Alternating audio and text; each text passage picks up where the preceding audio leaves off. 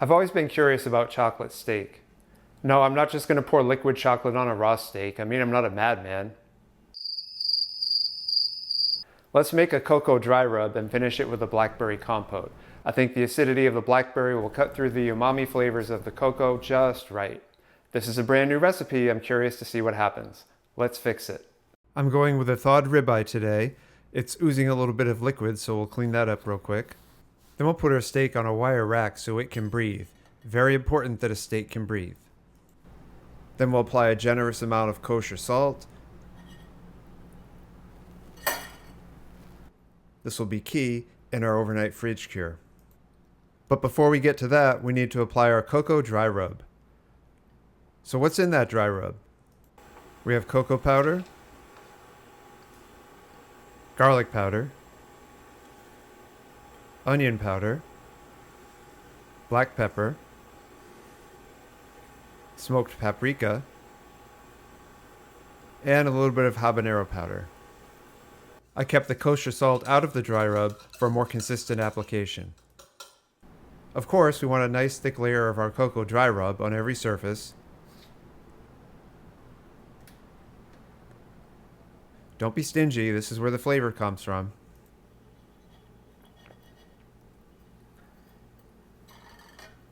It has only been a minute or two, but you can already see the kosher salt doing its work.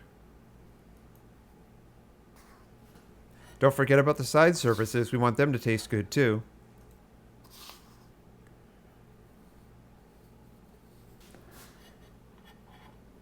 Now we're going into the fridge overnight. That's the only tricky part about this recipe is you need to plan ahead. I think the steak looks really cool after its overnight fridge cure. It has a cocoa pellicle. 2 words I never thought I'd say together. Just going to let it come up to room temperature and then we're going to go in the oven. Meanwhile, I'm going to weigh out 6 ounces of frozen blackberries. This is going to be for our compote later. It has been about half an hour. We're going into a 325 degree Fahrenheit oven until the temperature of the steak is 112 degrees Fahrenheit. Our steak's out of the oven after about 25 minutes. It looks really nice. Now we're going to do our stainless steel sear. We're using the Leidenfrost effect to check the pan temperature. See the water rolling around? That's how we know it's ready. We're going to be using dual fats for this sear. We're going to use some butter and also some avocado oil. The avocado oil will help prevent the butter from burning, and the butter will help protect the cocoa from the extreme heat.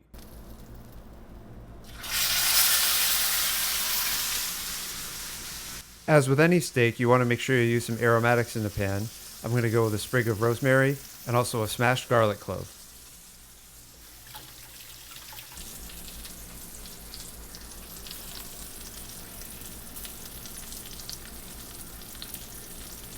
Can we just take a moment and reflect on what's going on here? We have chocolate covered steak searing in butter. Oh yeah.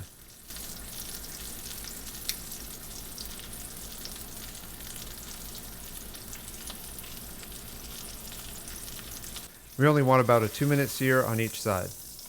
Oh, look at that. Doesn't that look gorgeous? I'm adding just a splash more of avocado oil just to make sure the pan doesn't get dry.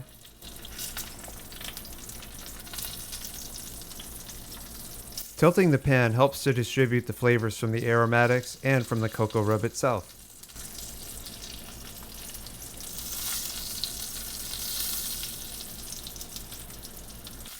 Of course, we want to sear the edges as well. Make sure we develop that crust all the way around.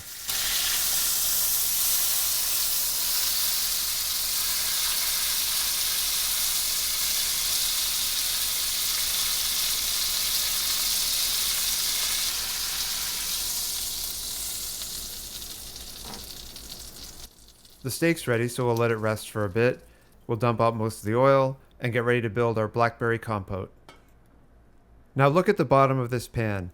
That dark caramelized layer isn't burnt debris, it's fond. Those are concentrated savory proteins that are fused with the residual fats from our cocoa rub. We can unlock these flavors by deglazing.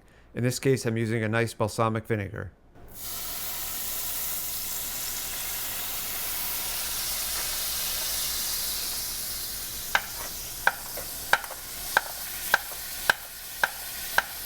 Scraping with the wooden spoon is key here. We want to loosen that fond and get it into the balsamic vinegar. This will be our base for the blackberry compote. Speaking of blackberries, in you go. Why did I do a pump fake right there? No clue.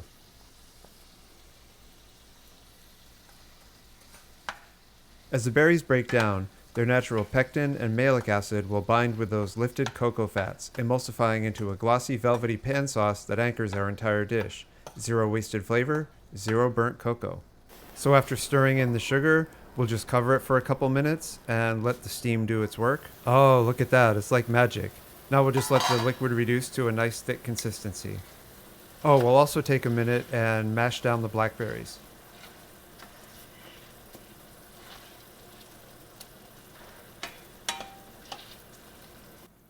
And after a few minutes of steaming and simmering, this is what you have, a nice thick blackberry compote.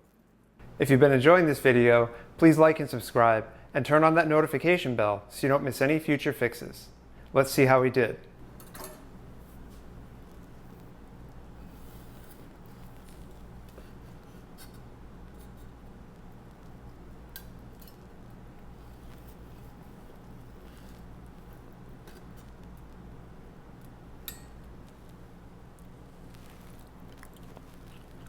Well, normally I prefer my steaks a little closer to medium rare than medium, but there's still a good amount of pink in there, so I'm pretty happy. We'll just apply the compote right on top. I've never tried this flavor combination before, so I'm curious to see how it goes. It's time for a taste test. Let's see how we did.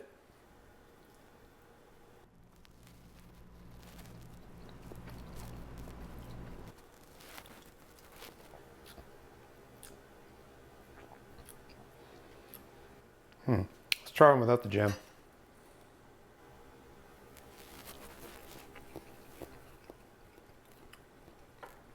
This is a really interesting recipe because the cocoa covered steak has such a nice umami flavor. It's so delicious. And then separately you have the blackberry compote, which has a sweet acidity to it. When you put those flavors together, they cancel each other out and you can't taste much of anything. It's a very mild flavor combination. So I'd recommend you serve them separately. Serve the compote on the side like you would with a cranberry sauce. I hope you enjoyed this video, and think about making a chocolate steak. It's actually really nice. If you're looking for other meat ideas, try my pork chop or rack of lamb. Both those recipes are shown right here. Thanks for watching.